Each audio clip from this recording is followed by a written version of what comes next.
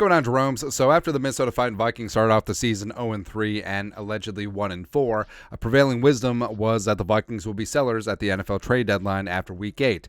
Danielle Hunter, final year of his revised deal, also no franchise tag clause, that he would move on. The Vikings would get a first rounder and some change for one of the best edge rushers in the game, who's proven that he's still fully healthy. Or Jerome Ezekiel Cousins, who has a no trade clause, but also is going to be a free agent after the season.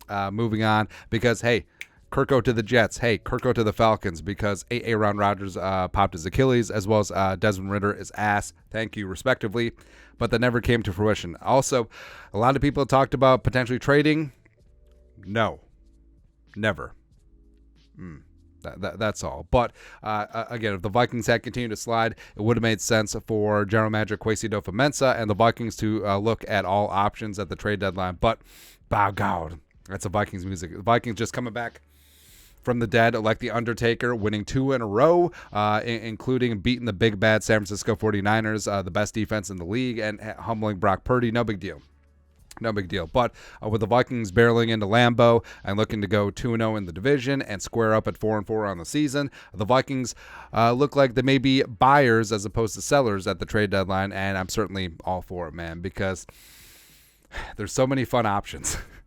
There really are so many fun options. And yes, last year, Kwesi adofo-mensah pulled off the deal of the deadline, picking up T.J. Hockenson in division from the Lions. And Hawk proved to be one of the best tight ends the rest of the way. Vikings paid him handsomely. And Hockenson, even though he's had some down moments this year, overall has been a stud and a leader in the Vikings passing game.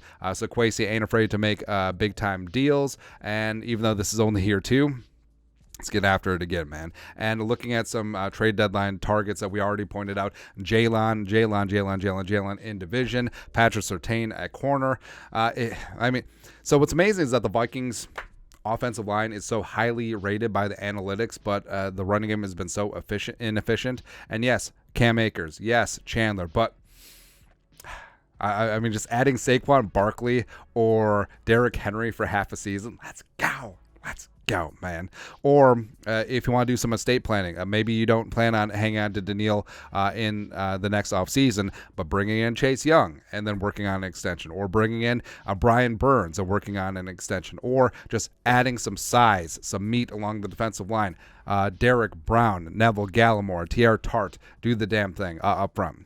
Go ahead, do all of that, man. But there's a couple reasons why the Vikings should be buyers and not sellers at the deadline. Number one, the Vikings have a very good chance of being 4-4. There's no easy games in the NFL, but the Vikings right now, the Vikings are the 8th seed. After Week 8 action, depending on how things go, the Vikings could be in the playoff places. So that would look weird if the Vikings just sell everything, right? So a piece or two away, adding some help in the running game, adding a cornerback, adding a defensive line piece, adding someone who can actually get off a freaking block up front. That would be great. Playoff dreams are firmly alive, like we said.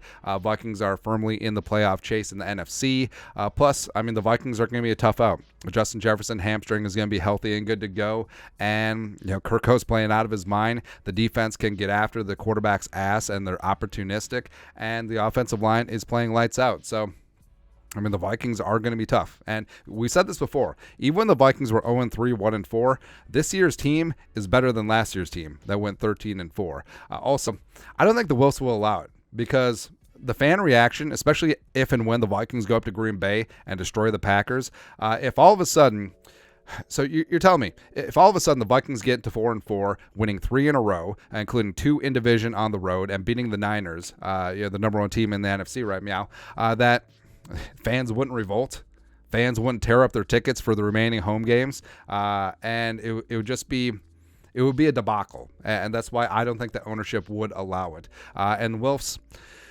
the Wilfs don't subscribe to the tanking mode. They always want to be competitive, because if you get into the dance, you always have a chance, man. Also, the NFL may frown upon it, where you have this team that suddenly rose from the dead, and all of a sudden they're selling off all their main pieces. Okay. Now, I'm not saying that they shouldn't look into potentially making deals for, say, Ezra Cleveland. Maybe that's why the Vikings didn't put him on IR, or maybe, I don't know, KJ, maybe Lewisine. Who knows? Who knows, man? Also, I think it'd be a bad message for the team, especially since they just got their mojo going, and then all of a sudden you're going to trade Daniil, who's leading the league in sacks, or you're going to trade Kirk Cousins, who's literally playing like a top 5 quarterback right now, and then roll with Jaron Hall. Ain't going to do that. Ain't going to do that right now. Also, who scares you in the NFC? Niners, you beat. You should have beat the Eagles. The Lions don't scare you at all. Like honestly, who in the NFC frightens you? No one. Also, winning is a skill. I know that people who want to tank just be like, hey, lose, and then all of a sudden win. No, finding a way to win these close games and getting confidence and beating good teams and getting on a run, having momentum, that is a skill. And the locker room needs to learn to do that, since the Vikings are a relatively young team, as well as Kevin O'Connell is still only in year 2 of a head coach, and Kwesi's in year 2 of a GM. So yes, they have to keep rolling there. So the Vikings should definitely be buyers at the trade deadline and not sellers, and let Kwesi cook. Make something happen, man. That's right, baby. But your thoughts are thoughts. Why the Vikings should be buying and not selling at the NFL trade deadline. Also, pay and keep Daniil. Let us know your thoughts and our thoughts in the comment section below. Subscribe for daily Vikings takes. Want to support the work? Put a little something in the Venmo. But till next time. I thought I had to burp. There we go. Skull production value. It's a kombucha.